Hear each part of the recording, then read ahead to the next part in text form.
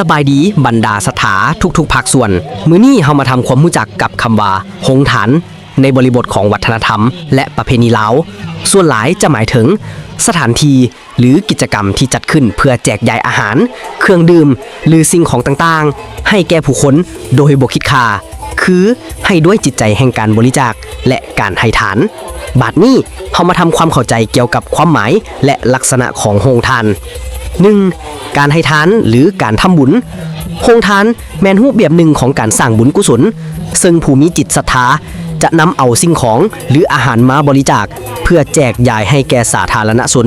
โดยเฉพาะแม่นผู้ที่ขาดขืนหรือผู้ที่เข้าร่วมงานบุญนั้นๆส่วนจุดประสงค์ก็คือเพื่อสร้างความสามัคคีแบ่งปันช่วยเหลือสังคมและเป็นการฝึกฝนจิตใจให้รู้จักการให้โดยบ่หวังผลตอบแทนใดๆซึ่งสถานที่แมนมักจะตั้งอยู่ในบริเวณวัดโดยเฉพาะแมนในระยะที่มีการจัดงานบุญใหญ่ต่างๆเช่นบุญออกพรรษาบุญธาตุบุญพระเวทคืออาจจะตั้งตามสายทางในระยะที่มีขบวนแห่หรืองานบุญตามประเพณีที่ผู้คนมาร่วมหลายๆหรือในงานสังคมคืองานที่จัดขึ้นเพื่อสาธารณประโยชน์และสิ่งของที่นำมาให้ทานแมนมีหลากหลายชนิดขึ้นกับความศรัทธาของผู้บริจาคเช่นด้านอาหารคือข้าวเปียกเฝอขนมต่างๆหมักไหมด้านเครื่องดื่มคือน้ำดื่มน้ำอัดลมกาแฟน้ำหมักไหมด้านเครื่องไส้คือเสื้อผ้าปุ้มอุปกรณ์การเรียนยาปวดพยาธิในวงเล็บในบางกรณีบัดนี้เฮามาเบิ่งข้อสังเกตสำคัญกันเนาะโรงทานที่กล่าวมานี่แตกต่างกันกับคำว่าโรงงานซึ่งหมายถึงสถานที่ผลิตสินค้าทางอุตสาหกรรมในวงเล็บตามที่พบในบางผลการค้นหาในบริบททางศาสนาและประเพณีคำว่าโรงทานจะหมายถึงการให้แบบบ่หวังผลตอบแทนเท่านั้นโดยรวมแล้วโรงทานแม่นสัญลักษณ์ของความเอื้อเฟื้อเผื่อแผ่และการแบ่งปันในสังคมลาวซึ่งเป็นการสืบทอดฮีตของประเพณีอันดีงามของชาติบาดนี้ถ้าจะถามว่าเป็นหยังชาวพุทธจึงนิยมเฮ็ดโรงทานในงานบุญวัดการเฮ็ดโรงทานในงานบุญต่างๆของวัดว่าอารามแม้นมีรากฐานมาจากหลักธรรมคำสอนของพระพุทธศาสนาและได้กลายเป็นฮีตของประเพณีอันสำคัญของชาวพุทธลาวนี่แม่นคำอธิบายเพิ่มเติมถึงเหตุผลหลักๆ 1. ปฏิบัติตามหลักธรรมการให้ทานหรือทานามัยหลักการสำคัญที่สุดของพุทธศาสนาแม่นการสร้างบุญกุศลซึ่งประกอบมีทานามัยการเฮ็ดบุญด้วยการให้ทานศีลามัยการเฮ็ดบุญด้วยการรักษาศีลภาวนามัยการเฮ็ดบุญด้วยการภาวนาฝึกสมาธิการเฮ็ดโรงทานแม่นการแสดงออกถึงทานามัยด้วยกงชาวพุทธเชื่อว่าการให้ทานด้วยจิตใจบริสุทธิ์โดยเฉพาะอย่างยิ่งในสถานที่ศักดิ์สิทธิ์คือวัดจะได้รับพละอานิสงส์ผลบุญสูงสุดการให้ทานบ่แม่นเพียงแต่การมอบสิ่งของแต่เป็นการละลายความโลภหรือโลภะออกจากจิตใจ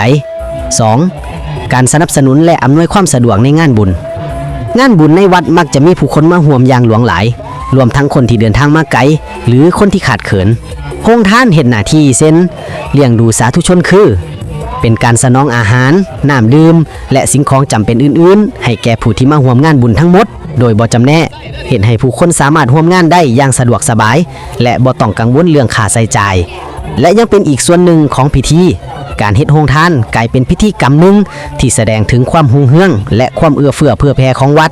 และชุมชน 3. สร้างความสามัคคีและการมีส่วนร่วมในชุมชน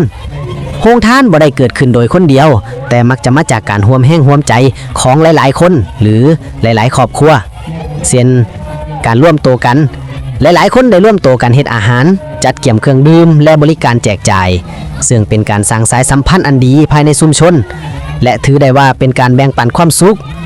ขที่ได้จากการให้และการได้รับแม้นเป็นการสร้างบรรยากาศแห่งความเบิกบานม่วนซื่นและเป็นกันเองในงานบุญ 4. ตามห้อยพระพุทธเจ้าและพระโพธิสัตว์ในนิทานชาดกและประวัติความเป็นมาทางศาสนา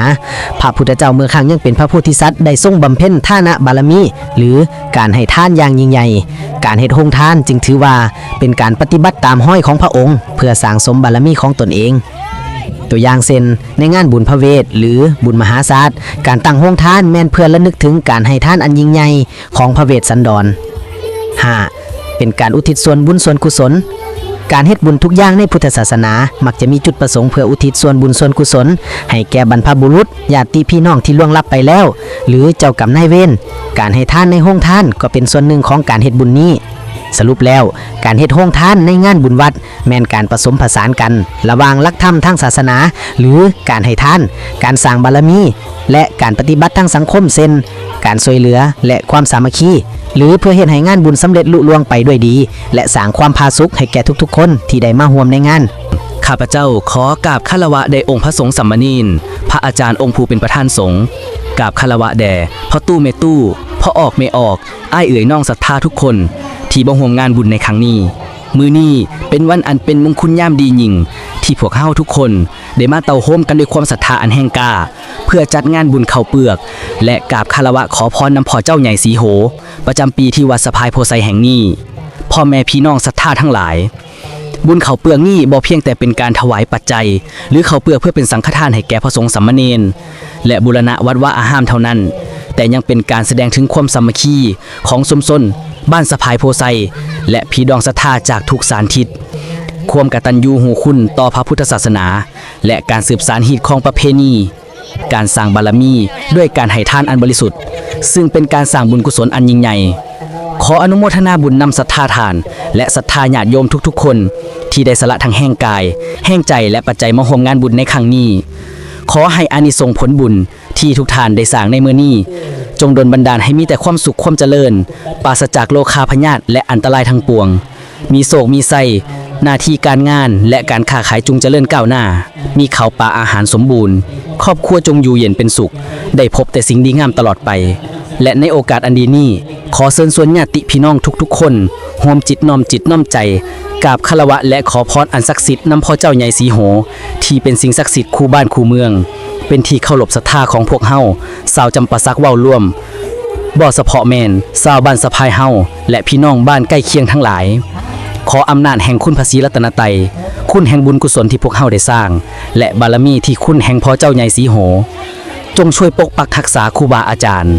องค์พระสงฆ์สามเณรและพ่อแม่พี่น้องศรัทธาญาติโยมทุกๆคนให้ปราศจากโพยภัยให้มีแต่ความห่มเย็นเป็นสุขคิดสิ่งใดที่เป็นธรรมก็ขอให้สำเร็จสมดังความปรารถนาทุกประการเถิดและขอให้ทุกท่านจงได้รับความสุขในธรรมตลอดไปท้ายที่สุดนี้ข้าพเจ้าขอสัพพสุภาผลมงคลสถาพรจงสโมสรแนบสนิทด้วยยิทธานุภาพของคุณพระศรีรัตนตรัยขอให้ทานทั้งหลายที่ร่วมใจกันมาหยาดน้ำกระทำบุญในมือนี้จงเจริญกายเจริญใจเจริญไว้เจริญสีทวีเถิดสาธุสาธุสาธุ